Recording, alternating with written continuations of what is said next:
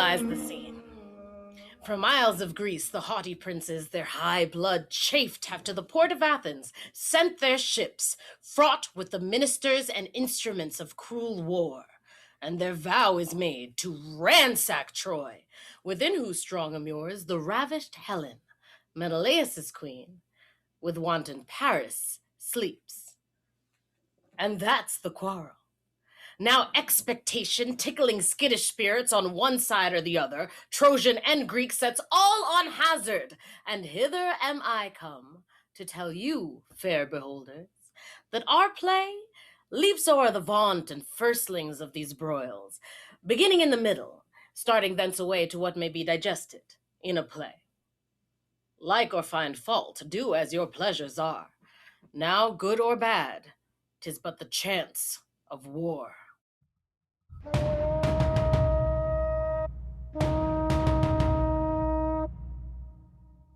Call here my varlet, I'll unarm again.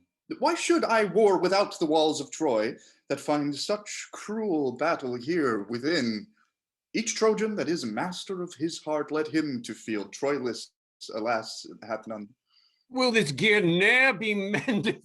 The Greeks are strong and skillful to their strength, but I am weaker than a woman's tear. Well, I've told you enough of this. For my part, I'll not meddle nor make no further. He that will have a cake out of the wheat must needs tarry the grinding. Have I not tarried? Aye, the grinding, but you must tarry the sifting. Have I not tarried? Aye, the sifting, but you must tarry the leavening. Still have I tarried. Aye, to the leavening, but there is yet in the word hereafter the kneading, the making of the cake, the heating of the oven, and the baking. Nay, you must stay the cooling too, or you may chance to burn your lips. Patience alone, what goddess ere she be, doth lesser blench at sufferance than I do. At Priam's royal table do I sit, and when fair Cressid comes into my thoughts, so traitor, when she comes, when is she thence? Well, Cressid looked yesternight fair than e'er I saw her look, or any woman else. Pandarus, I tell thee, Pandarus, when I do tell thee there my hopes lie drowned, reply not in how many fathoms deep they lie drenched. I tell thee, I am mad in Cressid love. Thou answerest, she is fair. And saying thus, instead of oil and balm, thou layest in every gash that love hath given me the knife that made it. Well, I have had my labor for my travail, ill thought on of her and ill thought on of you.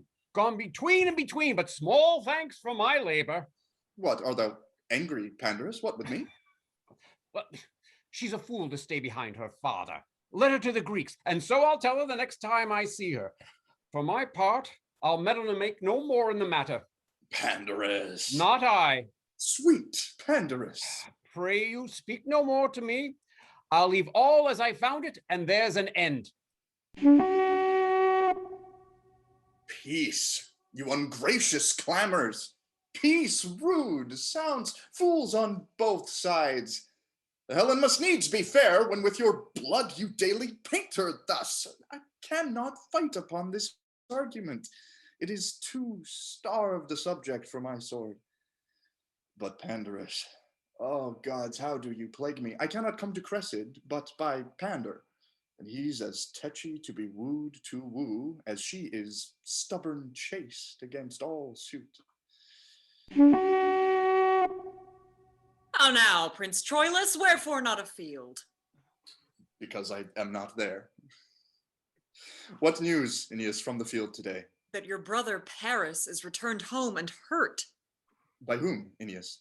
Troilus, by Menelaus. Let Paris bleed. 'Tis but a scar to scorn. Paris is gored with Menelaus' horn. Come, there's good sport in the field today.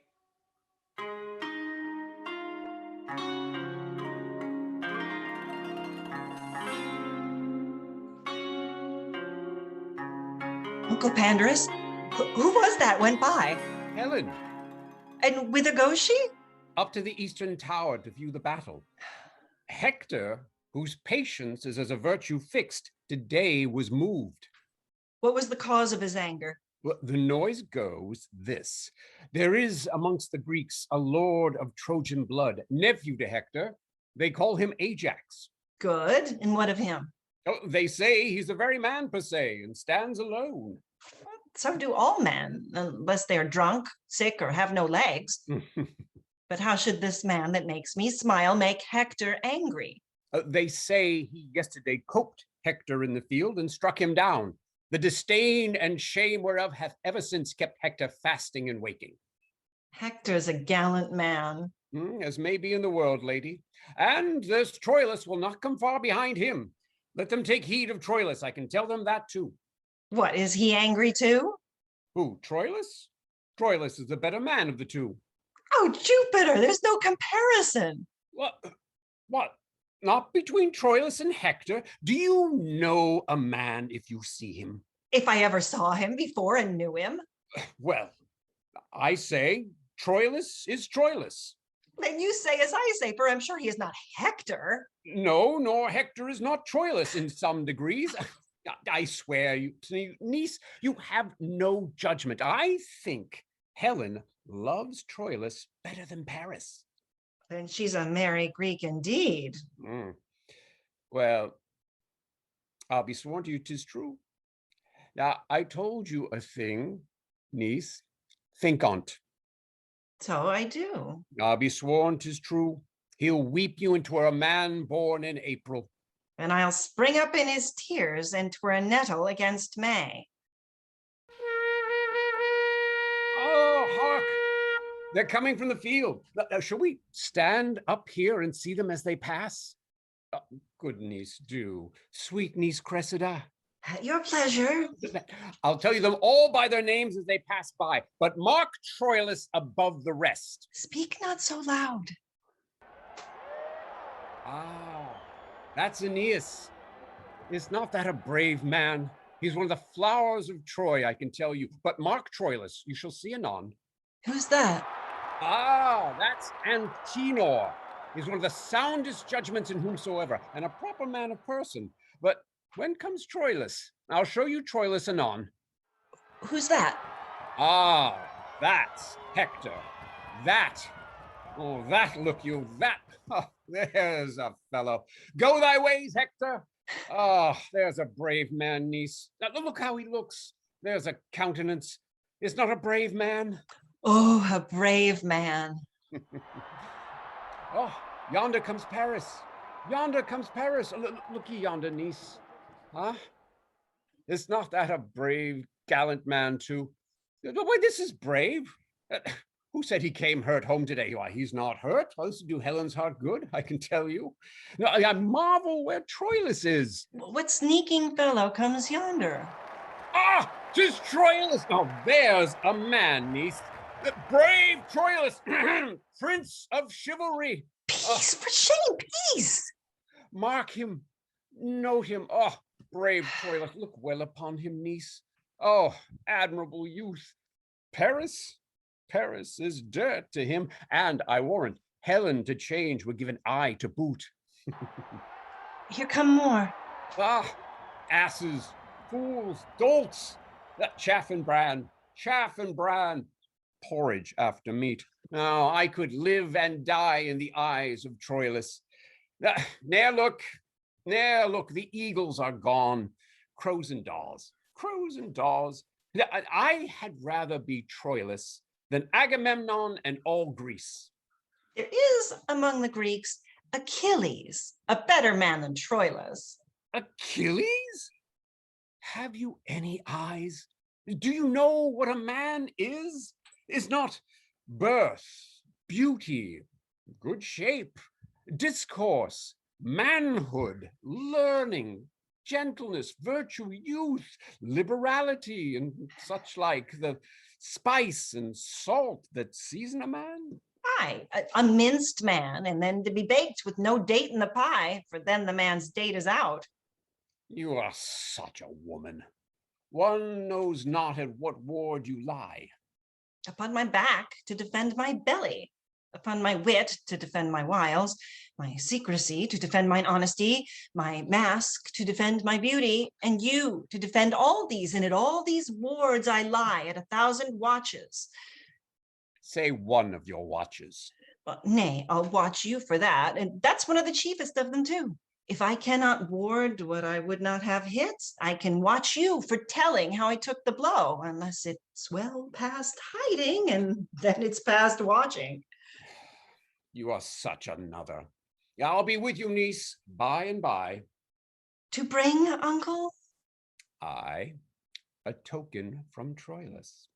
By the same token, you are a bawd. Words, vows, gifts, tears, and love's full sacrifice he offers in another's enterprise. But more in Troilus 1,000-fold I see that in the glass of Pandar's praise may be, yet hold I off. Women are angels wooing, things won are done, joy's soul lies in the doing. That she beloved knows not, that knows not this. Men prize the thing ungained more than it is. That she beloved was never yet that ever knew love got so sweet as when desire did sue. Therefore, this maxim out of love I teach. Achievement is command, ungained, beseech. Then though my heart's contents true love doth bear, nothing of that shall from mine eye appear.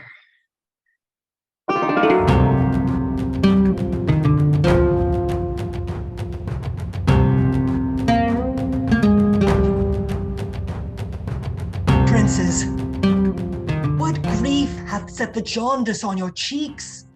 The ample proposition that hope makes in all designs begun on earth below fails in the promised largeness. Disasters grow in the veins of actions highest reared. Nor, princes, is it a matter new to us that we fall short of our suppose so far that after 7 years' siege yet Troy walls stand. Why then, princes, do you with cheeks abashed behold our works and call them shames, which are indeed naught else but the protractive trials of great Jove to find persistive constancy in men? With due observance of thy godlike seed, great Agamemnon, Nestor shall apply thy latest words. In the reproof of chance lies the true proof of men. Let it please both, thou great and wise, to hear Ulysses speak. Troy, yet upon his basis, had been down, and the great Hector's sword had lacked a master, but for these instances. The specialty of rule hath been neglected. And look, how many Grecian tents do stand hollow upon this plain, so many hollow factions. When that the general is not like the hive, to whom the foragers shall all repair, what honey is expected? Degree being vizarded, the unworthiest shows as fairly in the mask. Take but degree away, untune that string, and hark what discord follows. The general's disdained, by him one step below, he by the next, that next by him beneath. So every step exampled by the first pace that is sick of his superior, grows to a pale and envious fever of bloodless emulation. And 'tis this fever that keeps Troy on foot, not her own sinews. To end a tale of length, Troy in our weakness stands, not in her strength. Most wisely hath Ulysses here discovered the fever whereof all our power is sick. The nature of the sickness found, Ulysses. What is the remedy? The great Achilles, having his ear full of his airy fame, grows dainty of his worth, and in his tent lies mocking our designs. With him, Patroclus, upon a lazy bed the livelong day, breaks scurril jests, and with ridiculous and awkward action he pageants us. Sometime, great Agamemnon, thy topless deputation he puts on, and like a strutting player whose conceit lies in his hamstring, and doth think it rich to hear the wooden dialogue and sound twixt his stretched footing in the scaffoldage, such to be pitied and o'errested seeming, he acts thy greatness in. And at this fusty stuff, the large Achilles, on his pressed bed lolling, from his deep chest laughs out a loud applause, cries, "Excellent, 'tis Agamemnon just. Now, play me Nestor. Hem and stroke thy chin, as he being dressed to some oration." That done, God Achilles still cries, "Excellent, 'tis Nestor right. Oh, enough, Patroclus, or give me ribs of steel." And in this fashion, all our abilities and achievements serve as stuff for these two to make paradoxes. And in the imitation of these twain, many are in fact. Ajax grows self-willed and bears his head in such arraign, in full as proud a place as broad Achilles. Keeps his tent like him, makes factious feasts, rails on our state of war. Why, this hath not a finger's dignity. You of Troy? What's your affair, I pray you? We have, great Agamemnon, here in Troy a prince called Hector. Priam is his father, who in this dull and long-continued truce is rusty grown. If there be one among the Greeks that holds his honor higher than his ease and knows his valor, to him this challenge. Hector will tomorrow with his trumpet call midway between your tents and walls of Troy. If any come, Hector shall honor him. If none have soul to meet with Hector, I am he. Well, tell him of Nestor. If there be not one in our Grecian host, one noble man that hath one spark of fire, I'll hide my silver hair in a golden helmet. Now heavens forbid such scarcity of youth. Achilles shall have word of this intent. So shall each lord of Greece from tent to tent. Yourself shall feast with us before you go, and find the welcome of a noble foe. Nestor. What says Ulysses? The seeded pride in rank Achilles must now be cropped. This challenge that the gallant Hector sends, however it is spread in general name, relates in purpose only to Achilles. Well, whom may you well suppose? They can from Hector bring his honor off. Therefore 'tis meet Achilles meet not Hector.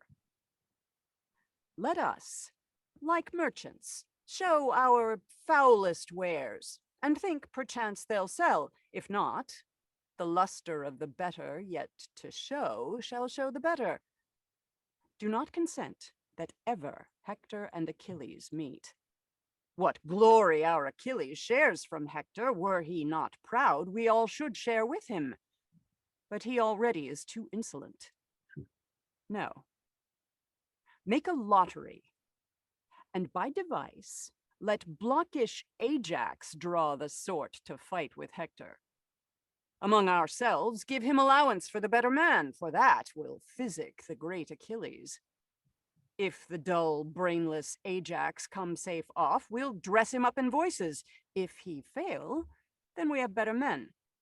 But hit or miss, our project's life this shape of sense assumes. Ajax employed plucks down Achilles' plumes. Oh, Ulysses, now I begin to relish thy advice, and I will give a taste of it forthwith to Agamemnon. Go we to him straight. Speak, or I'll beat thee into handsomeness. I shall sooner rail thee into wit. Thersites, read me the proclamation. Thou art proclaimed a fool, I think. The thinker! How now, Ajax? Wherefore do you thus? How now, Thersites? What's the matter, man? I bade the vile owl go learn me the tenor of the proclamation, and he rails upon me.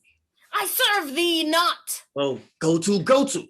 I serve here voluntarily. Your last service was sufferance. 'Twas not voluntary. Ajax was here the voluntary. E'en so, a great deal of your wit too lies in your sinews, or else there be liars. What, with me too, Thersites? There's Ulysses and old Nestor yoke you like oxen and make you plow up the wars. What? Yes, good sooth. Two Achilles, two Ajax. I'll cut out your tongue. 'Tis no matter, I shall speak as much as thou afterwards. No more words, Thersites, peace. I will hold my peace when Achilles' brack bids me, shall I?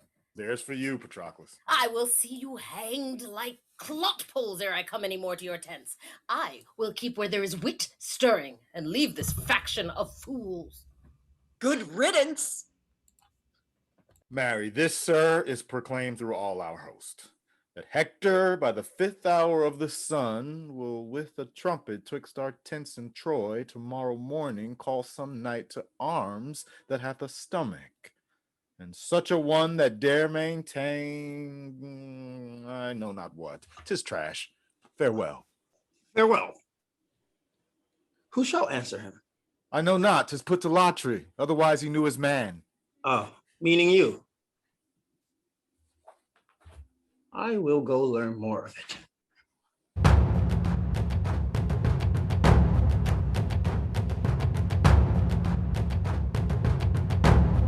After so many lives, hours, speeches spent, thus once again says Nestor from the Greeks, deliver Helen, and all damages else shall be struck off.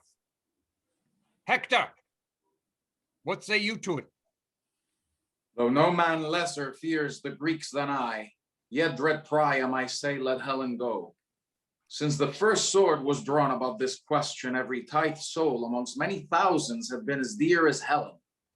Fie, my brother. Weigh you the worth and honor of a king so great as our dread father in a scale of common ounces? Fie, for godly shame. Brother, she is not worth what she doth cost. What is anything but as 'tis valued?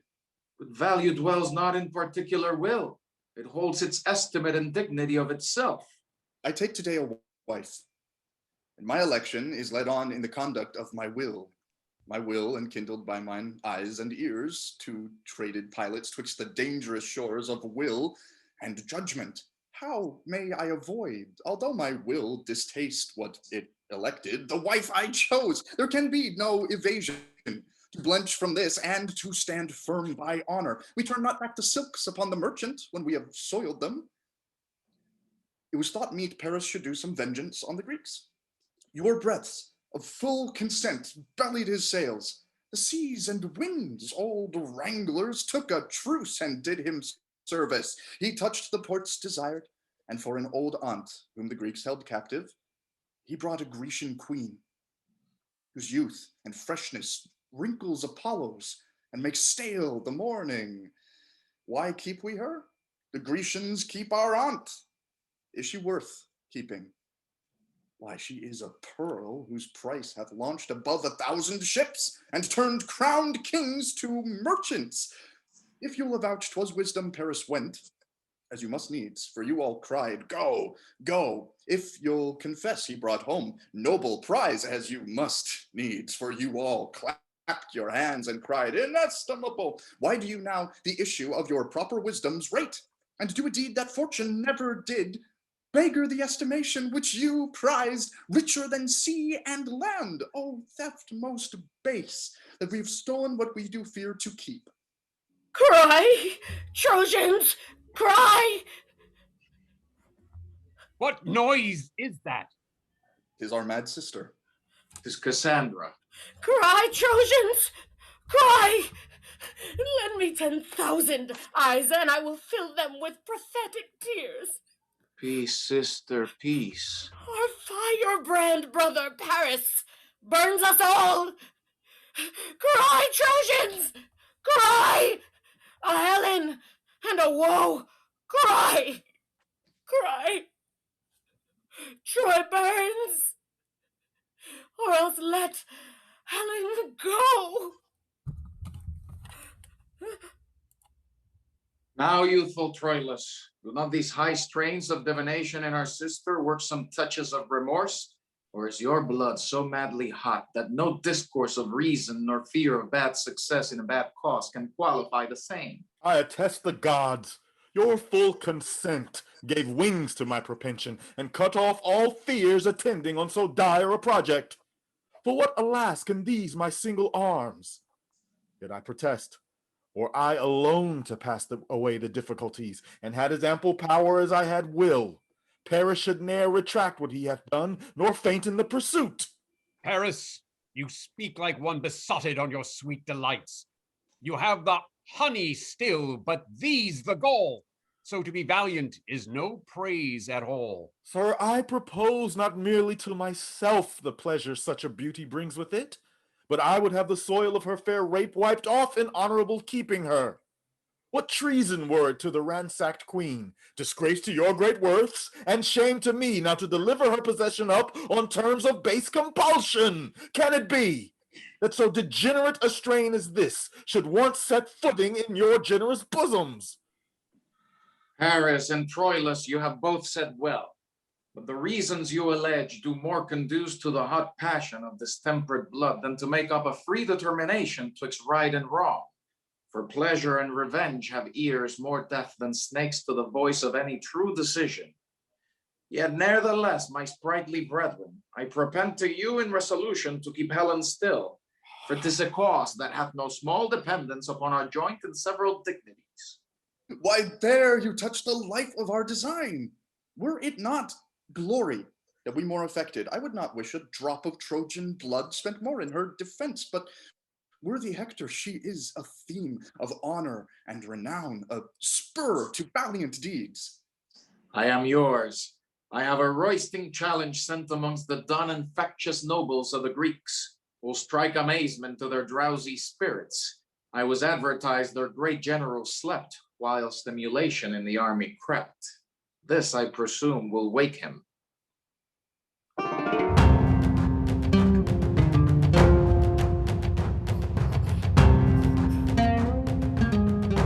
How now, Thersites? What, lost in the labyrinth of thy fury? Shall the elephant Ajax carry it thus? He beats me, and I rail at him, a worthy satisfaction. Would it were otherwise, that I could beat him whilst he railed at me. And then there's Achilles, a rare engineer. If Troy be not taken till those two undermine it, the walls will stand till they fall of themselves. What ho, my lord, Achilles? Thersites, art thou come? Why, my cheese, my digestion, why hast thou not served thyself into my table so many meals? Come. What's Agamemnon? Thy commander, Achilles.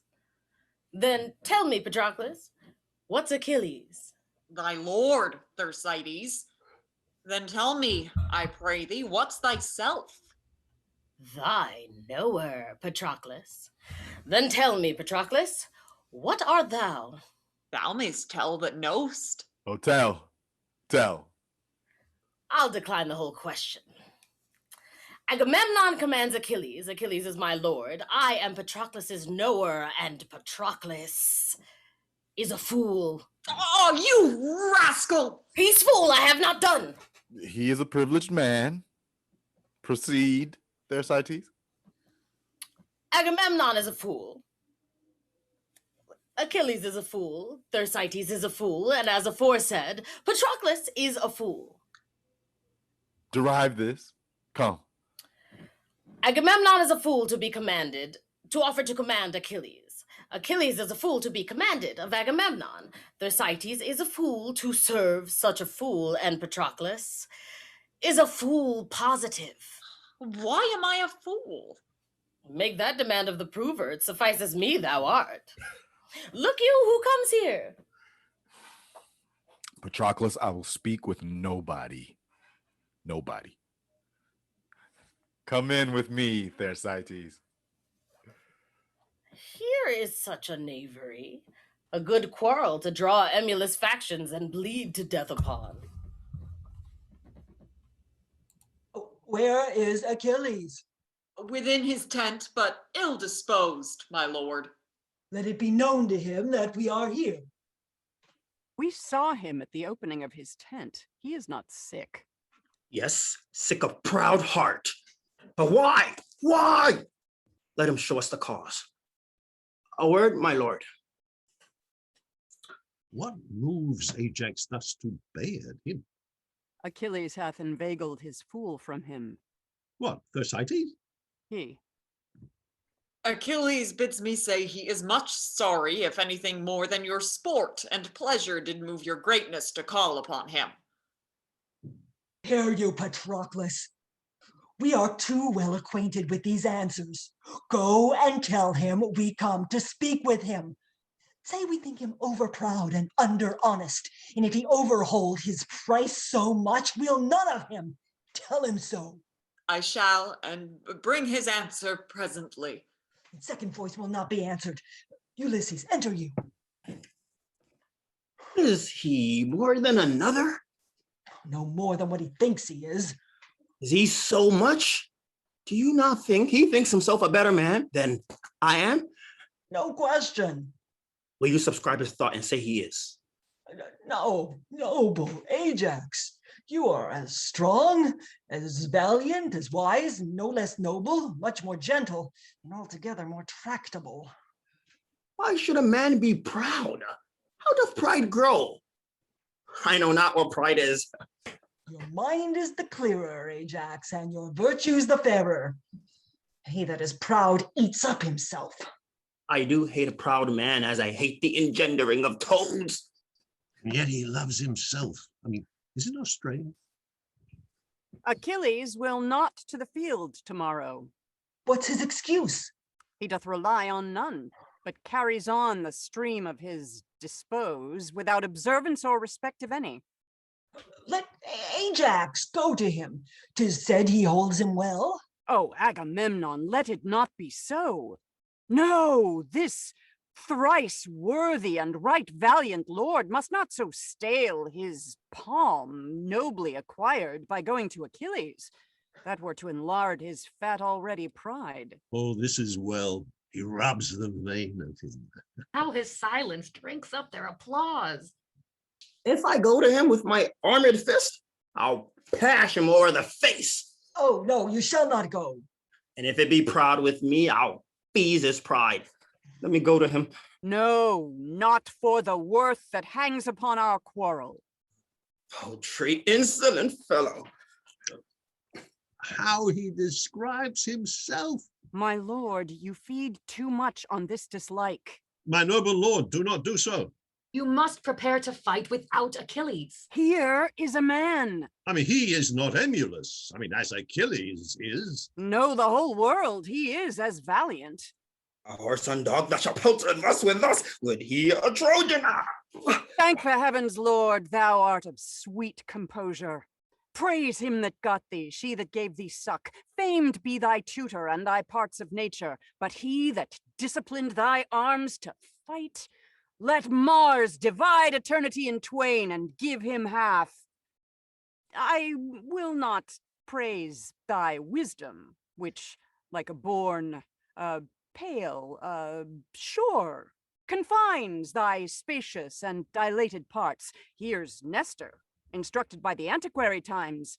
He cannot but be wise. But pardon, Father Nestor, were your days as green as Ajax and your brain so tempered? You should not have the eminence of him, but be as Ajax. Shall I call you father? Aye. Be ruled by him, Lord Ajax. There is no tarrying here. The heart Achilles keeps thicket.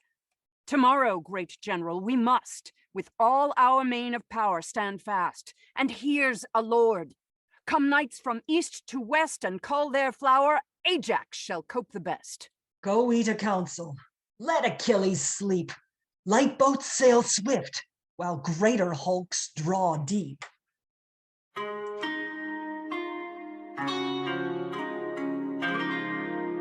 Friend, you, pray you, a word? Do not you follow the young Lord Paris?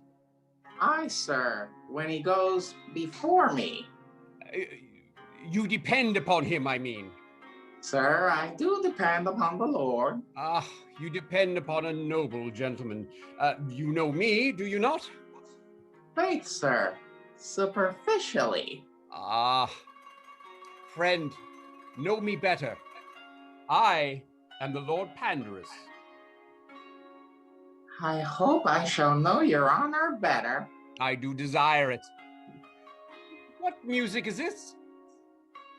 I do but partly know, sir. It is music in parts. Know you the musicians? Holy, sir. Who play they to?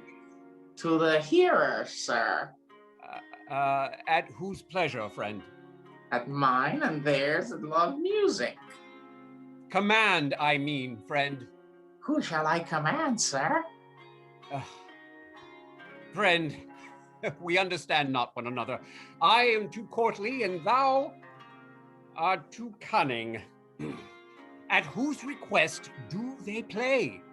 That's to it indeed, sir. Marry, sir, at the request of Paris, my lord, who's there in person. With him, the mortal Venus, the heart blood of beauty, love's invisible soul. Ah, my cousin Cressida.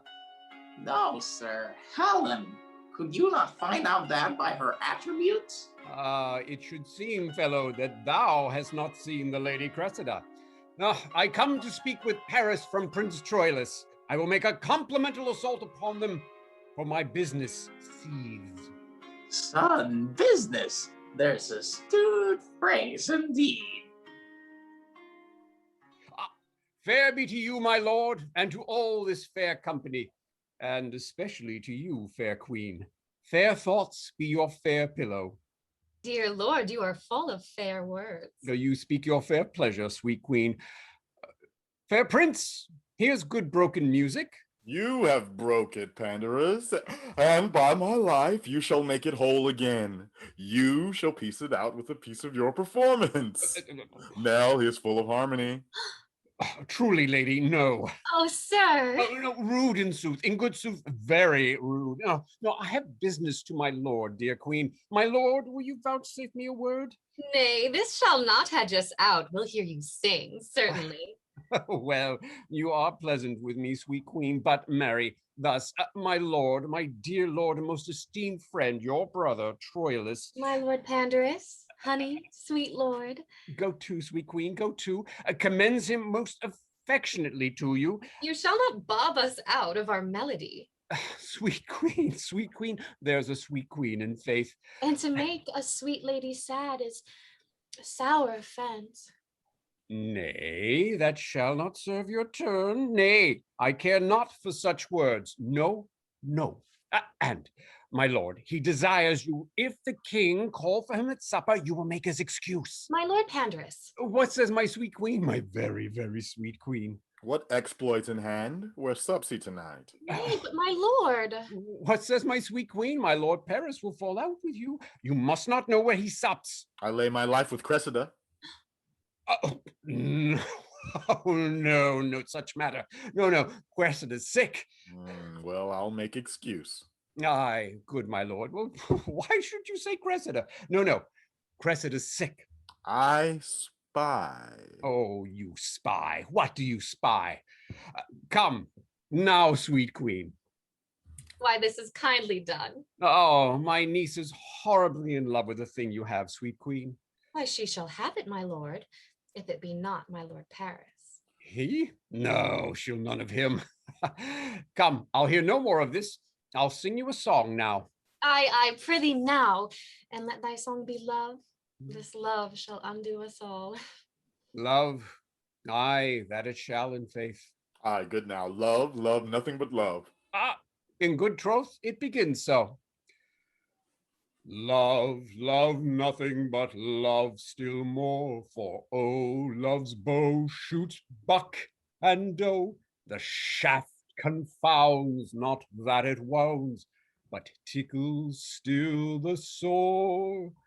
These lovers cry, ho, ho, they die, yet that which seems a wound to kill doth turn ho to he.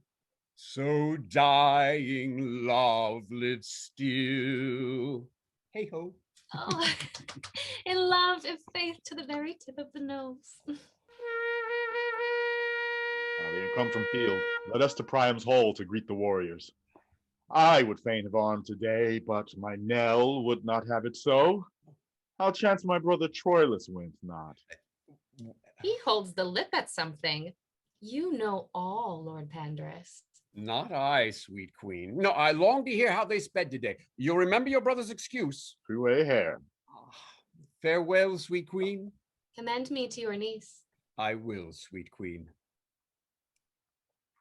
Sweet Helen, I must woo you to help unarm our Hector. 'Twill make us proud to play his servant, Paris. Sweet, above thought, I love thee.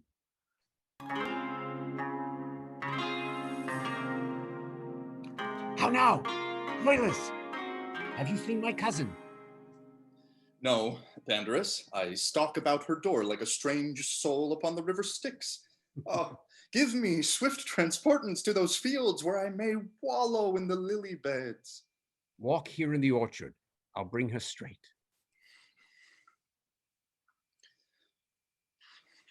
I'm giddy.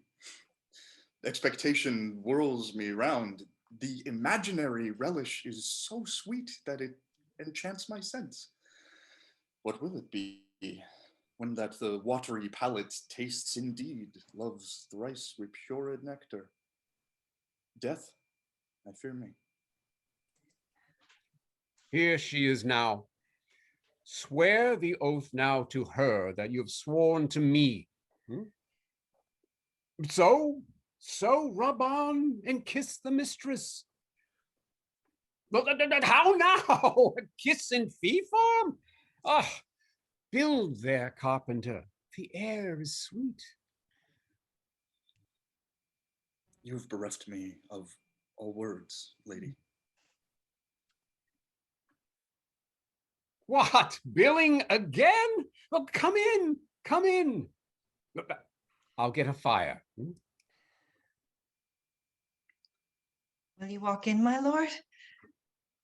Oh, Cressida, how often have I wished me thus? Wished, my lord, the gods grant. Oh, my lord. What makes this pretty abruption? What drag espies my sweet in the fountain of our love?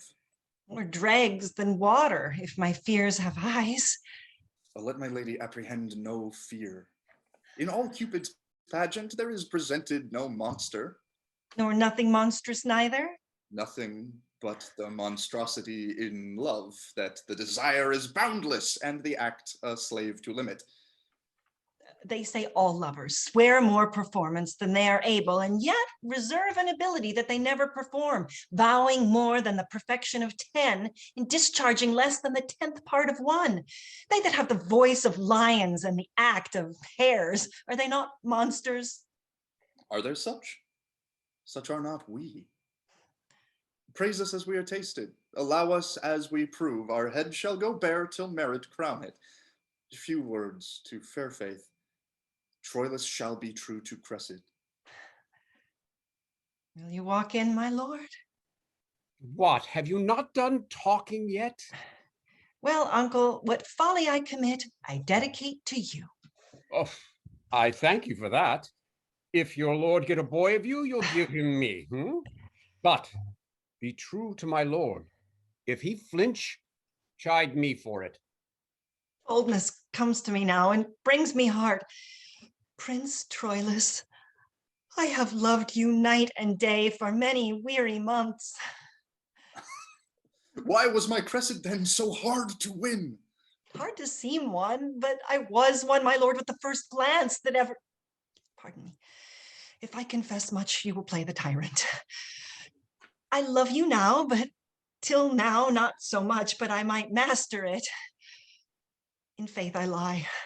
My thoughts were like unbridled children grown too headstrong for their mother. See, we fools. Why have I blabbed? Who will be true to us when we are so unsecret to ourselves? But Though I loved you well, I wooed you not. And yet, good faith, I wished myself a man, or that we women had men's privilege of speaking first. Sweet, bid me hold my tongue, for in this rapture I shall surely speak the thing I shall repent. See, your silence, cunning in dumbness, from my weakness draws my soul of counsel from me. Stop my mouth. And shall, albeit sweet music issues thence. Oh, pretty in faith.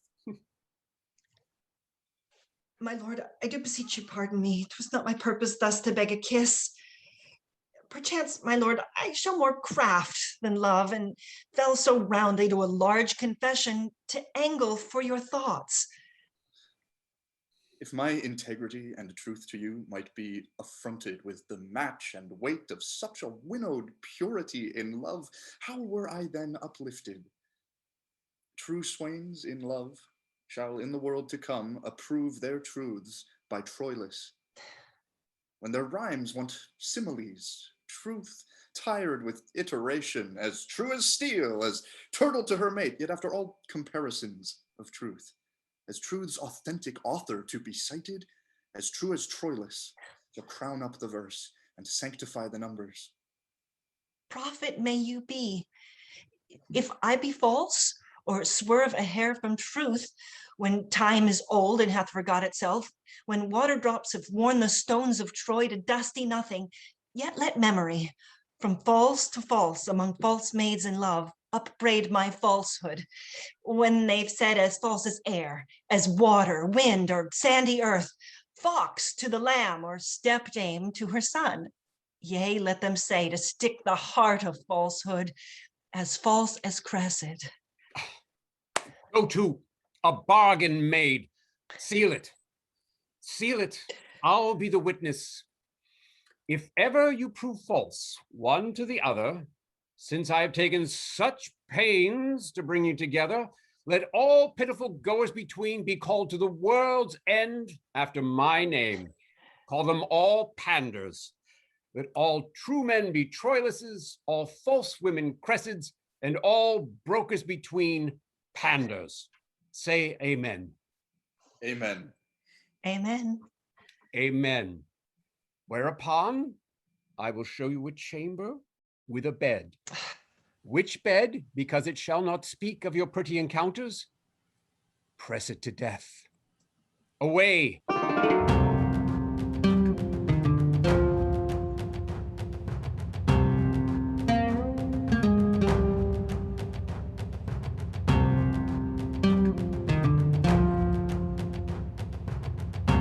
Now, princes, for the service I have done you, the advantage of the time prompts me aloud to call for recompense.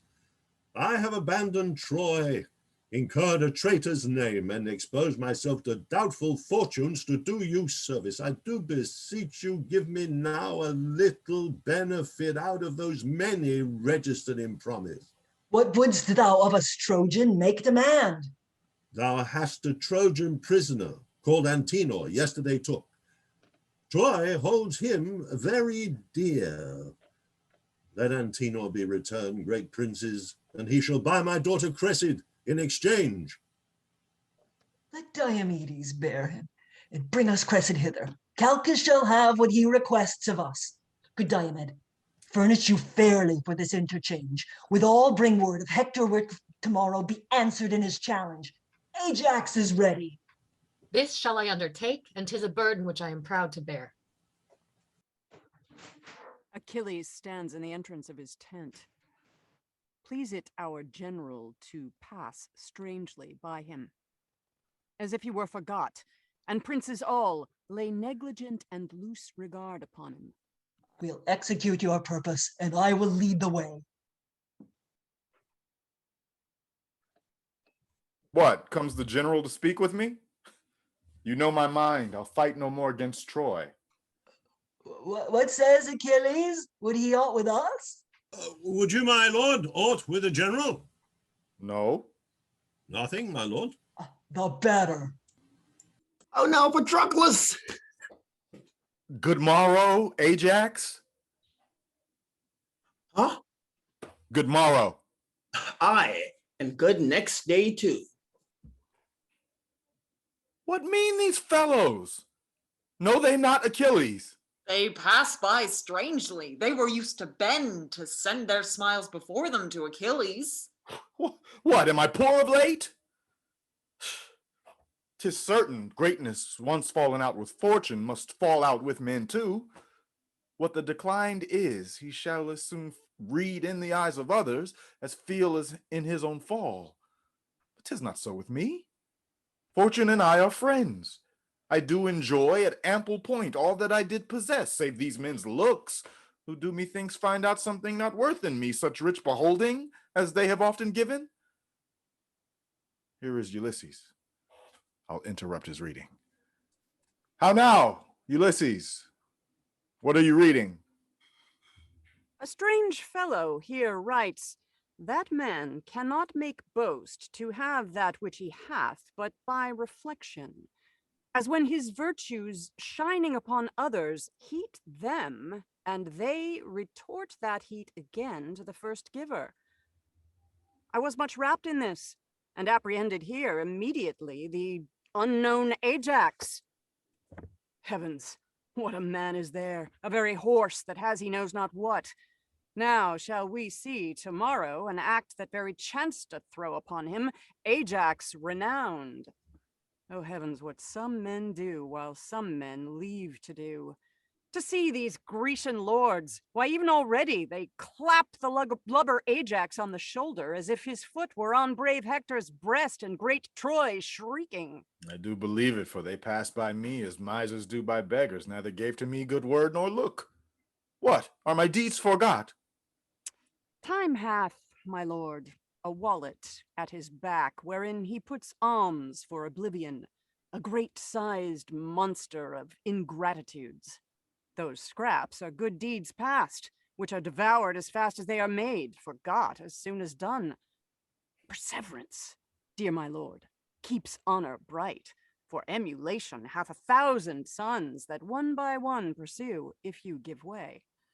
For time is like a fashionable host that slightly shakes his parting guest by the hand, and with his arms outstretched grasps in the comer. The present eye praises the present object. Then marvel not, thou great and complete man, that all the Greeks begin to worship Ajax, since things in motion sooner catch the eye than what not stirs. The cry went once on thee, and still it might, and yet it may again, if thou wouldst not entomb thyself alive and case thy reputation in thy tent. Of this my privacy I have strong reasons. But 'gainst your privacy the reasons are more potent and heroical. Farewell, my lord. I as your lover speak. The fool slides o'er the ice that you should break. To this effect, Achilles, have I moved you. A woman, impudent and mannish grown, is not more loathed than an effeminate man in time of action. I stand condemned for this. They think my little stomach to this war and your great love to me restrains you thus. Sweet, rouse yourself, and the weak, wanton Cupid shall from your neck unloose his amorous fold, and like a dewdrop from a lion's mane be shook to air. Shall Ajax fight with Hector? Aye, and perhaps receive much honor by him. I see my reputation is at stake. My fame is shrewdly gored. Oh, then beware. Those wounds heal ill that men do give themselves. Oh, my mind is troubled like a fountain stirred, and I myself see not the bottom of it.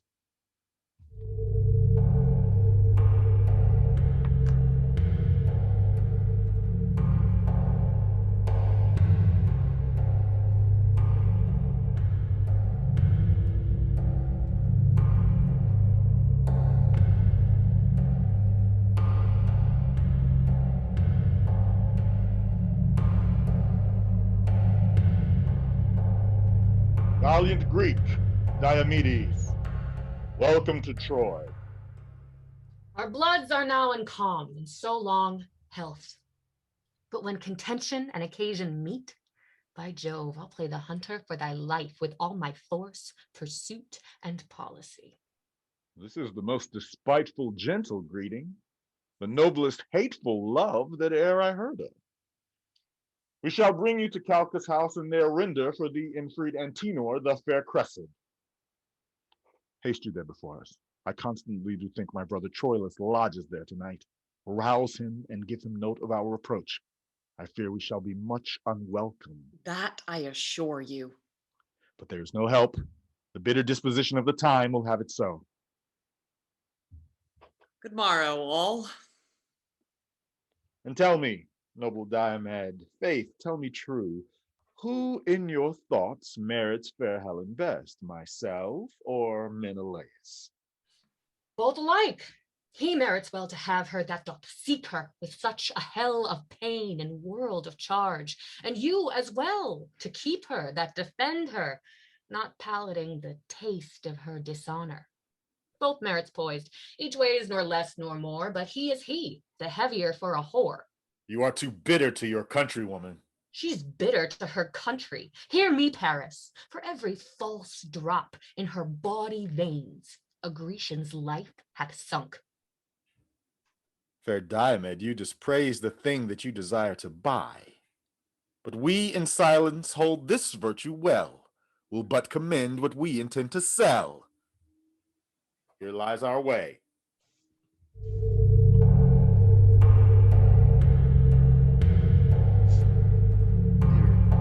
Trouble not yourself. The morn is cold. Then, sweet my lord, I'll call mine uncle down. He shall unbolt the gates. Trouble him not. To bed. Sleep, kill those pretty eyes. They tarry. You men will never tarry. Oh, foolish Cressida, I might have still held off, and then you would have tarried. Hark, there's one up. What? All the doors open here? It is your uncle. Now will he be mocking? How now? How now? How go, maidenheads? Go hang yourself, you naughty mocking uncle. You bring me to do, and then you flout me too. To do what? To do what? Now, let her say, what have I brought you to do? Come, beshrew your heart. You'll ne'er be good, nor suffer others. Who's that at door? Good uncle, go and see. Good my lord, come you again into my chamber. You smile and mock me as if I meant naughtily. Come, you are deceived. I think of no such thing. Who's there? What is the matter? Will you beat down the door? How now? Good morrow, lord. Good morrow. My lord Aeneas, by my troth, I knew you not. What news with you so early? Is not Prince Troilus here? Oh, here? What should he do here? Come, he is here, my lord. Do not deny him. It doth import him much to speak with me. Well, is he here? Say you, it is more than I know. I'll be sworn. For my own part, I came in late. Now, what's the matter? My lord, I scarce have leisure to salute you. My matter is so rash. There is at hand Paris, your brother, the Grecian Diomed, and Antenor, delivered to us. And for him forthwith we must give up to Diomedes' hand the lady Cressida. Is it so concluded? By Priam and the general state of Troy. They are at hand and ready to effect it. How my achievements mock me. Is it possible? No sooner got but lost, the devil take Antenor. How now? What's the matter? Who is here? Would I were as deep under the earth as I am above. Oh, you gods, what's the matter? Thou must be gone, wench. Thou must be gone. Thou art changed for Antenor. Thou must to thy father. Oh, you immortal gods, I will not go. Thou must. I will not, uncle. I have forgot my father. No kin, no love, no blood, no soul so near me as the sweet Troilus. Oh, what a pair of spectacles is here. Is it true that I must go from Troy? A hateful truth. What? And from Troilus too? From Troy and Troilus. Is it possible? And suddenly, where injury of chance forcibly prevents our locked embrasures, We two, that with so many thousand sighs did buy each other, must poorly sell ourselves with the rude brevity and discharge of one. My lord, is the lady ready? Bid them have patience, she shall come anon. Where are my tears? Rain delay this winter, my heart will be blown up by the roots. I must then to the Grecians. No remedy. A woeful crescid mongst the merry Greeks. When shall we see again? Hear me, my love. Be thou but true of heart. Ay, true. What wicked deem is this? I speak not be thou true as fearing thee, for I will throw my glove to death himself that there's no maculation in thy heart. But be thou true, say I, to fashion in my sequent protestation. Be thou true, and I will see thee. Oh, you shall be exposed, my lord, to dangers as infinite as imminent. But I'll be true. And I'll grow friend with danger. Wear this sleeve. And you, this glove. When shall I see you? I will corrupt the Grecian sentinels to give thee nightly visitation. But yet, be true. Be true again, oh heavens! Hear while I speak it, love. The Grecian youths are full of quality, flowing and swelling o'er with art and exercise. Alas, a kind of godly jealousy makes me afeard. Oh heavens, you love me not. Die I a villain, then? In this I do not call your faith in question so mainly as my merit. Nay, good my lord. Come, kiss, and let us part. Brother TROILUS! Good brother, come you hither and bring the Grecian with you. My lord, will you be true? Who I? Alas, it is my vice, my fault. While some with cunning gild their copper crowns, with truth and plainness I do wear mine bare. Fear not my truth. The moral of my wit is plain and true. There's all the reach of it. Welcome, Sir Diomed. Here is the lady, which for Antenor we deliver you. At the port, Lord, I'll give her to thy hand. And by the way, possess thee what she is. Entreat her fair, and by my soul, fair Greek, if e'er thou stand at mercy of my sword, name CRESSIDA, and thy life shall be safe. Fair lady Cressid, so please you, save the thanks this prince expects. The luster in your eye, heaven in your cheek, pleads your fair usage, and to Diomed you shall be mistress and command him wholly. Grecian, let us not use me courteously, to shame the zeal of my petition to thee in praising her. I tell thee, Lord of Greece, she is as far high soaring o'er thy praise as thou unworthy to be called her servant. I charge thee, use her well. If thou dost not, I'll cut thy throat. Oh, be not moved, Prince TROILUS. Let me be privileged by my place and message to be a speaker free. When I am hence, I'll answer to my lust. And know you, Lord, I'll nothing do on charge. To her own worth, she shall be prized. I tell thee, Diomed, this brave shall oft make thee to hide thy head. Lady, give me your hand, and as we walk, to our own selves bend we our needful talk. Hector's trumpet. How have we spent this morning? Hector must think me tardy and remiss. 'Tis TROILUS' fault. Come, come, to field with him.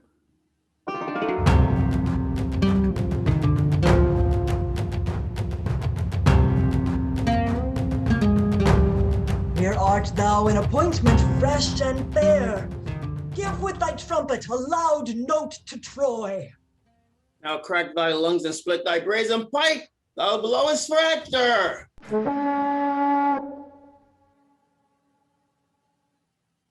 No trumpet answers. It's but early days. Welcome, Diomed. Is this the Lady Cressid? Even she. Most dearly welcome to the Greeks, sweet lady. Our general does salute you with a kiss. Yet is the kindness but particular. 'Twere better she were kissed in general. Oh, and very courtly counsel. I'll begin. So much for Nesta. I'll take what winter from your lips, fair lady. Achilles bids you welcome. Patroclus kisses you. May I, sweet lady, beg a kiss of you? You may. I do desire it. Why beg then? Lady, a word. I'll take you to your father. A woman of quick sense. Fie! Fie upon her! Oh, these encounterers so glib of tongue that give a costing welcome ere it comes, and wide unclasp the tables of their thoughts to every ticklish reader, set them down for sluttish spoils of opportunity and daughters of the game. The Trojans' trumpet. Hail, all you state of Greece! Will you, the knights, shall to the edge of all extremity pursue each other, or shall be divided by any voice or order of the field? Hector bade ask. Which way would Hector have it? He cares not. He'll obey conditions. 'Tis done like Hector, but securely done, a little proudly, and great deal misprizing the knight opposed. If not Achilles, sir, what is your name? If not Achilles, nothing. Therefore, Achilles, or whate'er, know this. That which looks like pride in Hector is courtesy. This Ajax is half made of Hector's blood, in love whereof half Hector stays at home. Half heart, half hand, half Hector comes to seek this blended knight, half Trojan and half Greek. A maid in battle then. Oh, I perceive you. Stand upon the order of their fight. Either so be it, to the uttermost, or else a breath. The combatants being kin, half stints their strife before their strokes begin.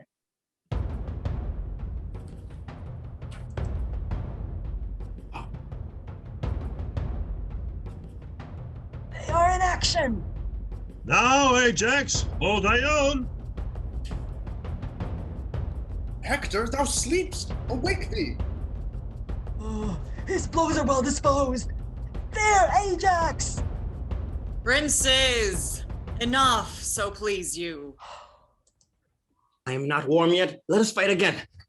As Hector pleases. Why then will I no more? Thou art great lord, my father's sister's son, first cousin to great Priam's seed. The obligation of our blood forbids a gory emulation twixt us twain. Let me embrace thee, Ajax. By him that thunders, thou hast lusty arms. Hector would have them fall upon him thus. Cousin, all honor to thee. Thank thee, Hector. Thou art too gentle and too free a man. I came to kill thee, cousin, and bear hence a great addition earned in thy death. There is expectance here from both the sides. What further you will do? We'll answer it. The issue is embracement. Ajax, farewell. Now, Hector, I have fed mine eyes on thee. I have with exact view perused thee, Hector, and quoted joint by joint. Is this Achilles? I am Achilles. Stand fair, I pray thee. Let me look on thee. Behold thy fill. Nay, I have done already. Thou art too brief. I will again, as I would buy thee, view thee limb by limb. Why dost thou so oppress me with thine eye? Tell me, you heavens, in which part of his body shall I destroy him? Either there, or there, or there. It would discredit the blessed gods, proud man, to answer such a question. Henceforth guard thee well, for I'll not kill thee there, nor there, nor there, but by Mars I'll kill thee everywhere. You wisest Grecians, pardon me this brag. His insolence draws folly from my lips. But I'll endeavor deeds to match these words. I pray you, let us see you in the field. Dost thou entreat me, Hector? Tomorrow will I meet thee fell as death. Thy hand upon that match. For now, fair Prince of Troy, we bid farewell.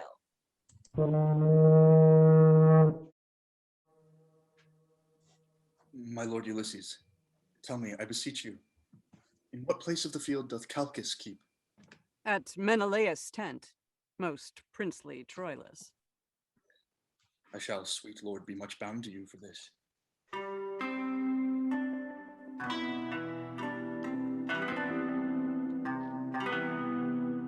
Here comes Thersites. How now, thou core of envy, thou crusty batch of nature, what's the news? Why, thou picture of what thou seemest, an idol of idiot worshippers, here's a letter for thee. From whence, fragment? Why, thou full dish of fool, from Troy. Who keeps the tent now? Prithee be silent, boy, I profit not by thy talk. Thou art thought to be Achilles' male varlet. Male varlet? You rogue! What's that? Why, his masculine whore. Why, thou damnable box of envy, thou... No! No! Why art thou then exasperate? Thou idle, immaterial skein of sleeve silk, thou! Ha! How the world is pestered by such waterflies. Out, gall! Finch egg! My sweet Patroclus, I'm thwarted quite from my great purpose in tomorrow's battle. Here is a letter from Queen Hecuba, a token from her daughter, my fair love, both taxing me and gagging me to keep an oath that I have sworn. I will not break it. Fall, Greeks, fail fame, honor or go or stay. My major vow lies here, this I'll obey. Come, come, Patroclus, help to trim my tent. This night in banqueting must all be spent. Away, Thersites. With too much blood and too little brain, these two may run mad, but if with too much brain and too little blood they do, I'll be a curer of madmen. That same Diomed's a false-hearted rogue. I would no sooner trust him when he leers than I would a serpent when it hisses. They say he keeps a Trojan whore and uses the traitor Calchas' tent. I'll after. Nothing but lechery, all incontinent varlets.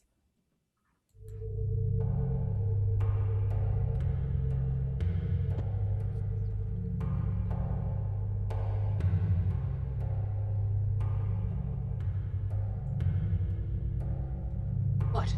Are you up here? Ho! Speak. Who calls? Calchas, I think. Where is your daughter? She comes to you. Cressida comes forth to him. How now, my charge? Now, my sweet guardian. Hark, a word with you. Yea, so familiar. And any man may sing her if he can take her cliff, she's noted. Will you remember? Remember? Yes. Then let your mind be coupled with your words. Sweet honey Greek, tempt me no more to folly. Roguery. Nay then. I'll tell you what. Faugh, come, tell a pin. You are forsworn. Faith, I cannot. What would you have me do? Juggling trick to be secretly open. What did you swear you would bestow on me? I prithee, do not hold me to mine oath. Bid me do anything but that, sweet Greek. Good night. Old patience. Diomed? No. Good night. I'll play your fool no more. Hark, one word in your ear. Oh, plague and madness. And so, good night. Nay, but you pardon anger. Doth that grieve thee? Guardian, why Greek? Oh, a Jew! You palter! In faith, I do not. Hark, one word in your ear. She strokes his cheek. How the devil luxury tickles these together. Will you then? Aye, in faith will I. Ah, never trust me else. Give me some token for the surety of it. Now the pledge. Now. Here, Diomed, keep this sleeve. Oh, beauty, where is thy faith? You look upon that sleeve, behold it well. He loved me. Oh, false wench, give it me again. Whose was it? It is no matter. Now I have it again. I will not meet with you tomorrow night. I prithee, Diomed, visit me no more. Now she sharpens. Well said, Whetstone. I shall have it. Oh, all you gods. Oh, pretty, pretty pledge. Thy master now lies thinking in his bed of thee and me, and sighs and takes my glove and gives memorial dainty kisses to it as I kiss thee. Nay, do not snatch it from me. He that takes that doth take my heart withal. I had your heart before, this follows it. You shall not have it, Diomed. In faith, you shall not. I'll give you something else. I will have this. Whose was it? It is no matter. Come, tell me whose it was. It was once that loved me better than you will. But now you have it, take it. Whose was it? By all Diana's waiting women yonder, and by herself, I will not tell you whose. Tomorrow shall I wear it on my helm, and grieve his spirit that dares not challenge it. Wert thou the devil, and worst it on thy horn, it should be challenged. Well, 'tis done. 'Tis past. And yet it is not. I will not keep my word. Why then, farewell. Thou shalt never mock Diomed again. You shall not go. One cannot speak a word, but it straight starts you. I do not like this fooling. What, shall I come? The hour? Aye, come. Oh, Jove, do come. I shall be plagued. Farewell till then. Good night. I pray thee come. Troilus, farewell. One eye yet looks on thee, but with my heart the other eye doth see. Oh, for our sex, this fault in us I find, the error of our eye directs our mind. What error leads must err, oh then conclude, minds swayed by eyes are full of turpitude. A proof of strength she could not publish more, unless she said, my mind is now turned whore. Let it not be believed. For womanhood, this she? No, this is Diomed's Cressida. If beauty have a soul, this is not she. If souls guide vows, if vows be sanctimonies, if sanctimony be the god's delight, if there be rule in unity itself, this is not she. A madness of discourse, that cause sets up with and against itself. Bifold authority, this is and is not Cressid. Instant, oh instant, strong as Pluto's gates, Cressid is mine, tied with the bonds of heaven. Instant, oh instant, strong as heaven itself, the bonds of heaven are slipped, dissolved and loosed, and with another knot, 5-finger tied, the fractions of her faith, orts of her love, the fragments, scraps, the bits and greasy relics of her ore-eaten faith are bound to Diomed. That sleeve is mine, that he'll bear on his helm. Were it a cask composed by Vulcan's skill, my sword should bite it. Oh, Cressid. False, Cressid, false, false, false. Let all untruths stand by thy stained name. They'll seem glorious. Farewell, revolted fair. Lechery, lechery. Still wars and lechery, nothing else holds fashion. A burning devil take them.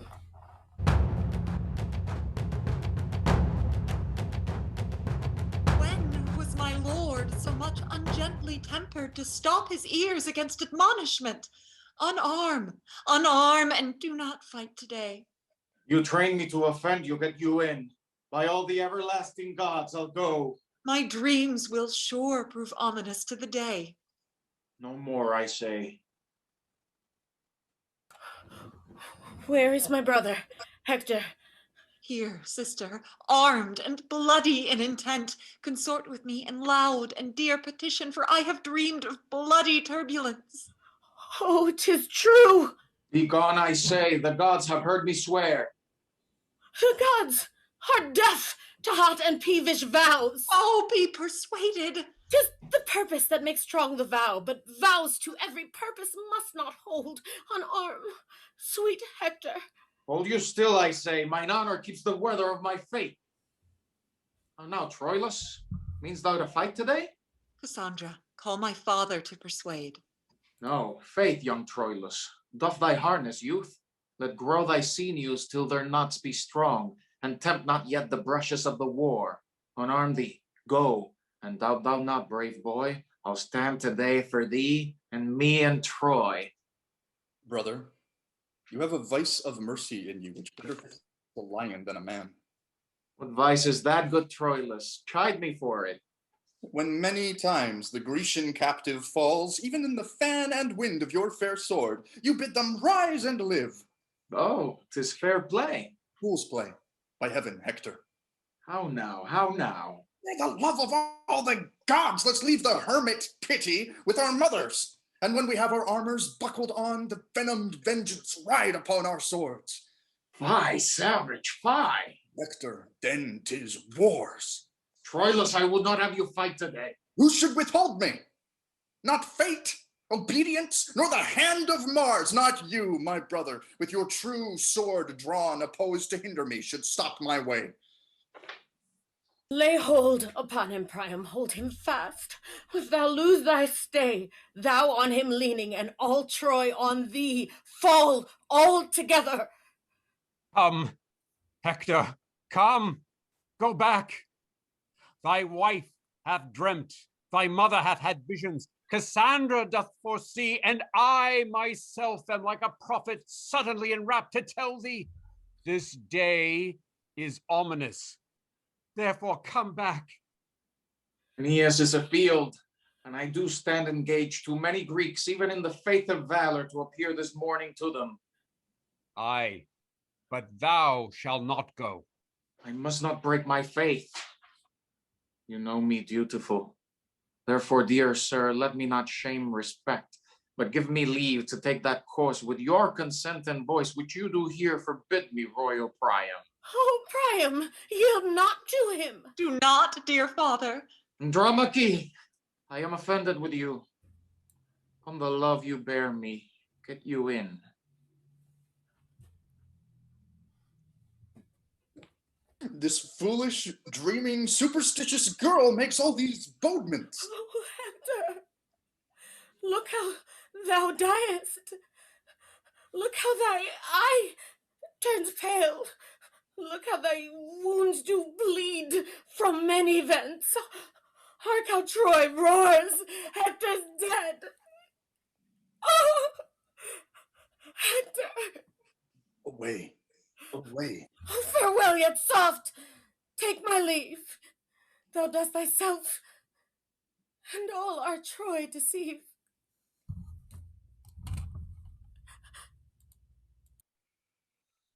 You are amazed, my liege, at Erick's claim. Go in and cheer the town. We'll forth and fight, do deeds worth praise, and tell you them at night. Farewell. The gods in safety stand about thee.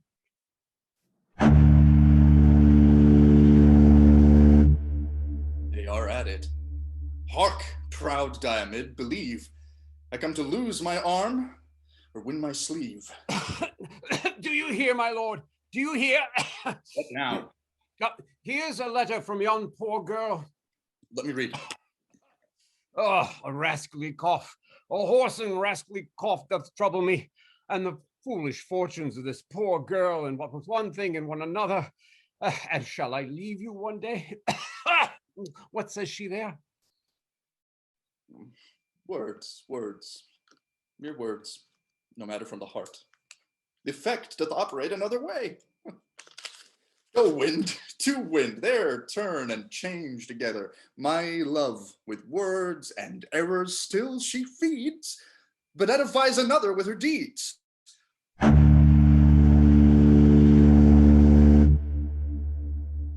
Now they're clapper-clawing one another. I'll go look on. That dissembling Diomed has got that same doting young knave sleeve of Troy there in his helm. I would fain see them meet. On the other side, the policy of those crafty rascals, that stale old Nestor and that same dog fox Ulysses, has not proved worthy of blackberry. They set up that mongrel cur Ajax against that dog of his bad a kind Achilles. And now is the cur Ajax prouder than the cur Achilles and will not arm today, whereupon the Grecians begin to proclaim barbarism, and policy grows into an ill opinion. Soft, here comes sleep. And the other. Fly not. Shouldst thou take the river Styx, I would swim after. Thou dost miscall retire. I do not fly, but advantageous care withdrew me from the odds of multitude. Have at thee. Hold thy whore, Grecian! Now for thy whore, Trojan. Now the sleeve. Now the sleeve. What art thou, Greek? Art thou of blood and honor? No, I am a rascal, a scurvy railing knave, a very filthy rogue. I do believe thee. Live.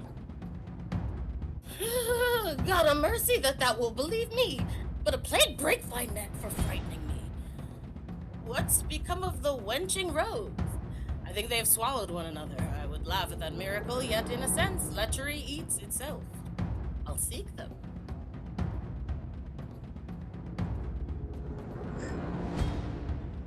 Renew! Renew! Patroclus is slain! Haste we, Diomed, to reinforcements or we perish all! Go! Bear Patroclus' body to Achilles and bid the snail-paced Ajax arm! For shame!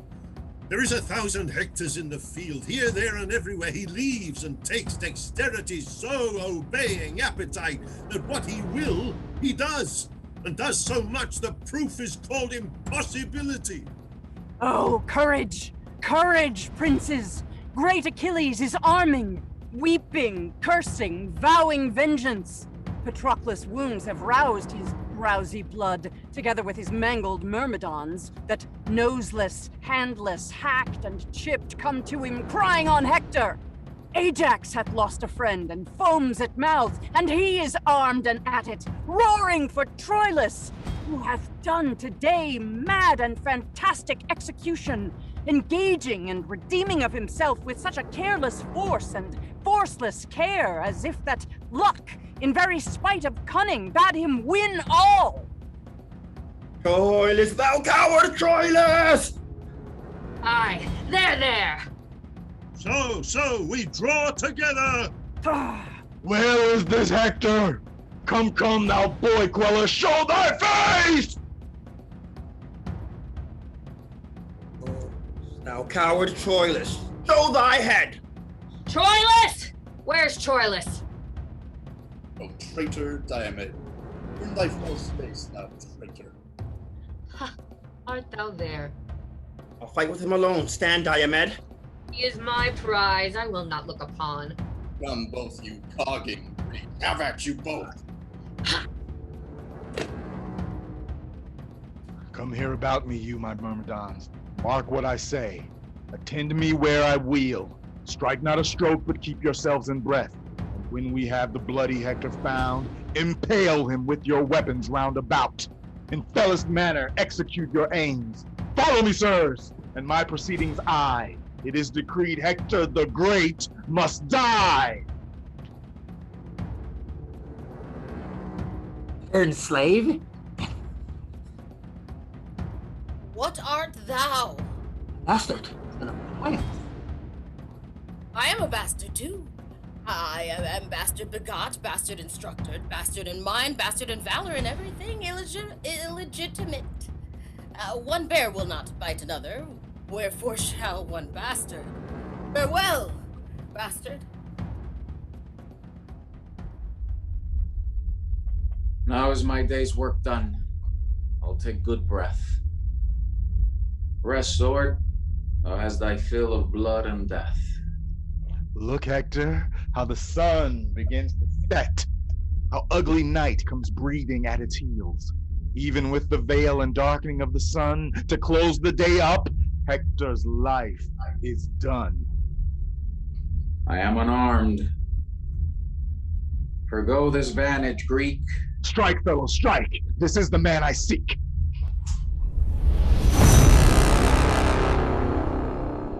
So, Ilion, fall thou next. Now, Troy, sink down. Here lies thy heart, thy sinew, and thy bone. On, Myrmidons, and cry you all amain. Achilles hath the mighty Hector slain. Hark, from Tyre upon our Grecian part. The Trojan trumpets sound alike, my lord. The dragon wing of night o'erspreads the earth, and stickler-like the armies separate. A half-sup sword that frankly would have fed, Pleased with this dainty bait, thus goes to bed. Come, tie his body to my horse's tail. Along the field I will the Trojan trail. Achilles! Hector is slain! Hail to Achilles! March patiently along. Let one be sent to pray Achilles see us at our tent. If in Hector's death the gods have us befriended, great Troy is ours, and our sharp wars are ended. Ray! Stand ho, yet are we masters of the field. Never go home, here starve we out the night. Hector is slain. Hector, the gods forbid. He's dead. And at the murderer's horse's tail, in beastly sort, dragged to the shameful field. Frown on, you heavens! Effect your rage with speed, and linger not, our sure destruction's on! My lord, you do discomfort all the host. You understand me not that tell me so. I do not speak of flight, of fear, of death, but dare all imminence that gods and men address their dangers in. Now march away. Hector is dead. There is no more to say. Stay yet. You vile, abominable tents thus proudly pite upon our Phrygian plains. Let Titan rise as early as you dare, I'll through and through you. And thou, Achilles, no space of earth shall sunder our two hates. I'll haunt thee like a wicked conscience still. Strike a free march for Troy, with comfort, woe, hope of revenge. We'll hide our inward woe. Hear you! Hear you! Hence, broker lackey, ignominy and shame pursue thy life, and live I with thy name. A goodly medicine for my aching bones. Oh, world, world, world. Thus is the poor agent despised. Oh, traitors and bawds, how earnestly you're set at work, and how ill requited. Ah, why should our endeavor be so loved, and the performance so loathed? Brethren and sisters of the whole door trade, some 2 months hence, my will shall here be made. Till then, I'll sweat and seek about for eases, and at that time, bequeath you my diseases.